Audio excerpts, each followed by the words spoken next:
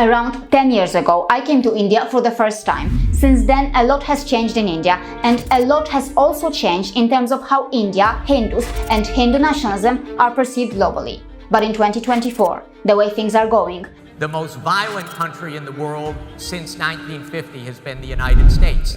It seems that George Soros and his ecosystem will not give up easily.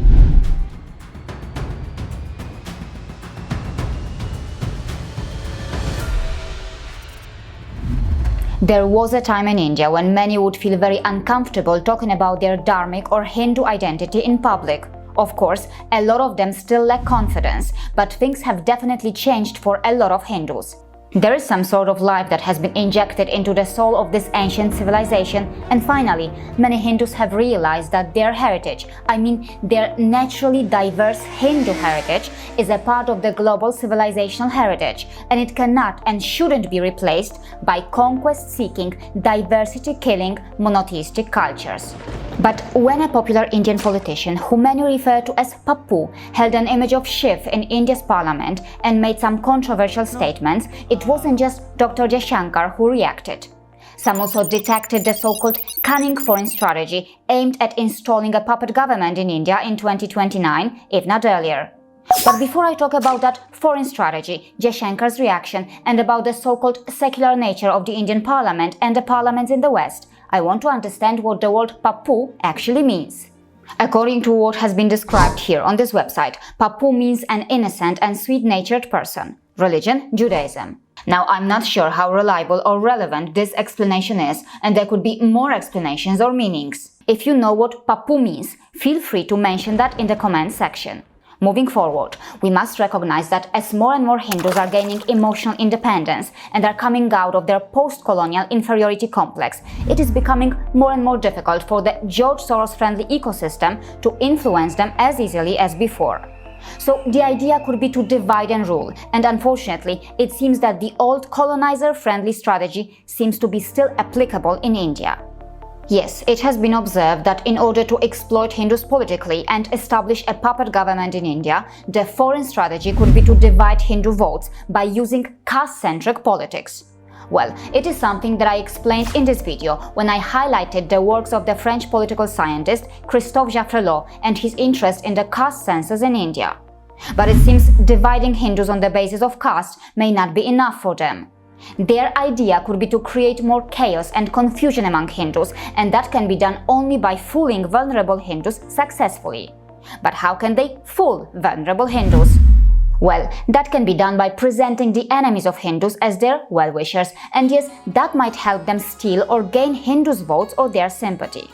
Let us not forget that even though the Germany-based propagandist is intellectually weak, his politically charged content is deceptive enough to bring enough political chaos and confusion in India that can exploit and brainwash Hindus politically.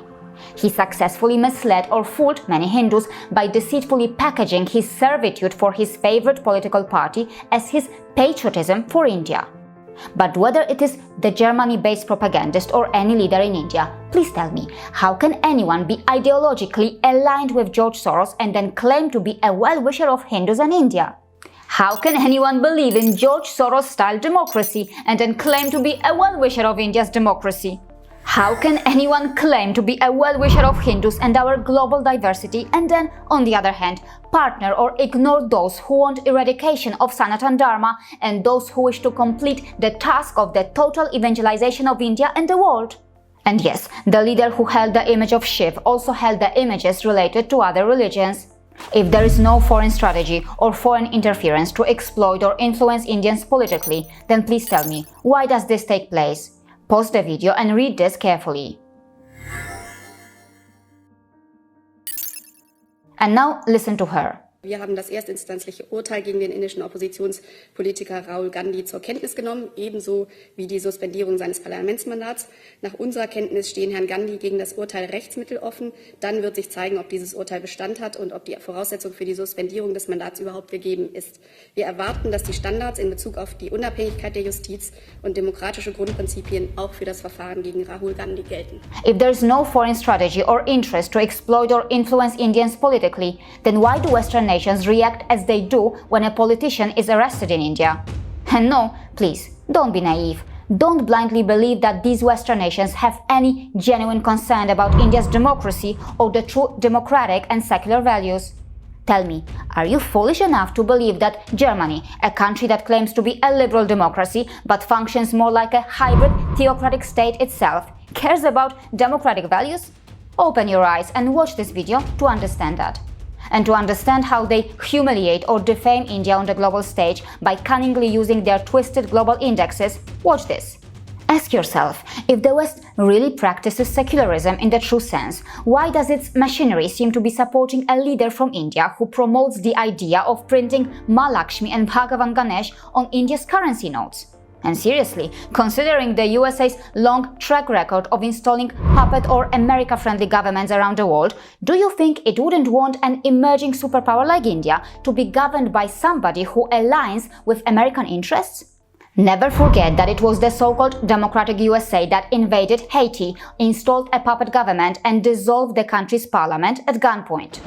Now please, pay close attention to what Professor Jeffrey David Sachs, an American economist and public policy analyst, is saying here. The most violent country in the world in the 19th century, by far, was perhaps the most democratic or second most democratic, and that was Britain. You can be democratic at home and ruthlessly imperial abroad. The most violent country in the world since 1950 has been the United States. It's been by far involved Jeffrey, in more stop wars. now. Jeffrey, I'm your moderator, and it's enough. Okay, I'm done.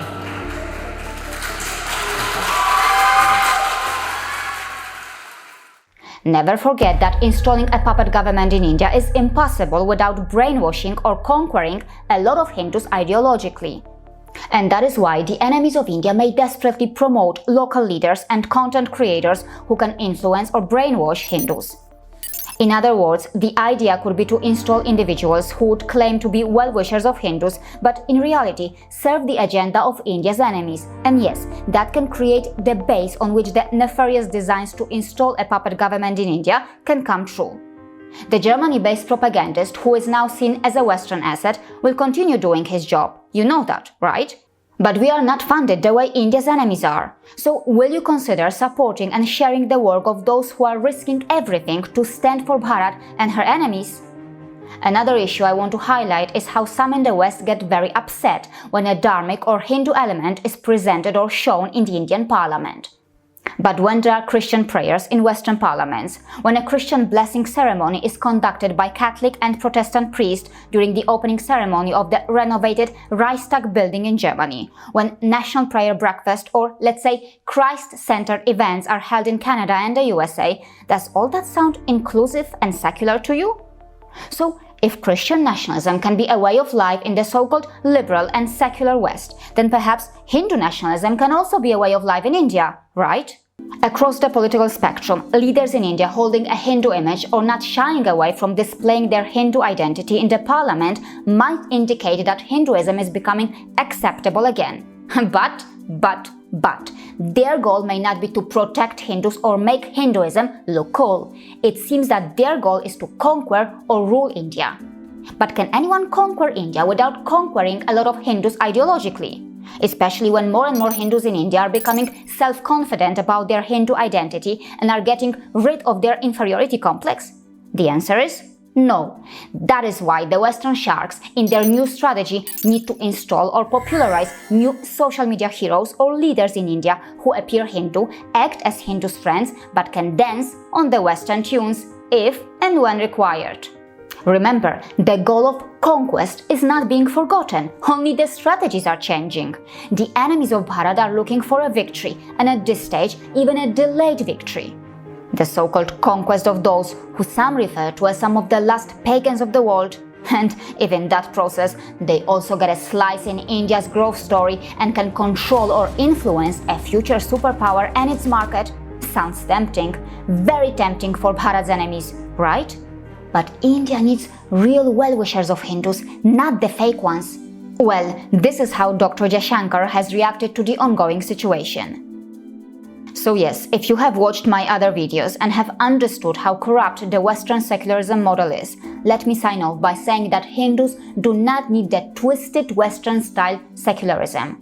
Now, a question for our channel's well-wishers. As a mother of 2 Indian citizens and someone who has made India her home, I have the right to talk about India's domestic politics. But if you have watched all my videos, you may have noticed that I try my best to stay away from India's domestic politics and political parties as much as I can.